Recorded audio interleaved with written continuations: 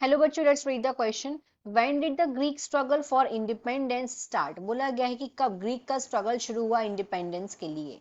The Greek revolution that begin in 1821, इसे Greek का revolution ही बोलते हैं, जो कि शुरू हुआ 1821 में और चला लगभग 1829 तक, which is followed by the war of independence, जो कि किसके इट वॉज ये फॉलो हुआ, किसके किससे?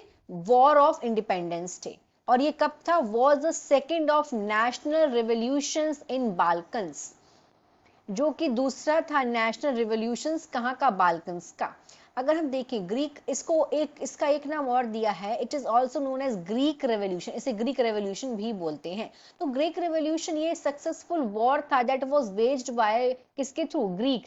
इसका इसका बेसिक मोटो क्या था? To win independence. यहाँ पे इंडिपेंडेंस विन करनी थी ग्रीस के लिए ऑटोमैन एम्पायर से।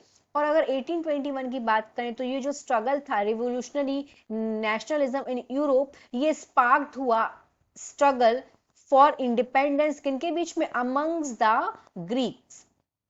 तो अगर हम देखें कि स्टार्ट कब हुआ है बेसिकली, तो इट वाज स्टार्टेड इन 1821, 1821। इस ईयर में ये जो है ग्रीक स्ट्रगल इंडिपेंडेंस के लिए शुरू हुआ था।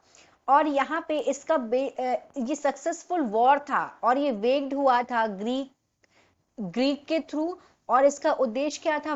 To win independence for Greek, independence Greek के लिए किससे? ओटोमन एम्पायर से। ग्रीस के लिए इंडिपेंडेंस, ये इसका बेसिक मोटो था, क्योंकि उन्हें ये इंडिपेंडेंस जीतनी थी। So the final answer is 1821। Hope you understood it well. Best of luck.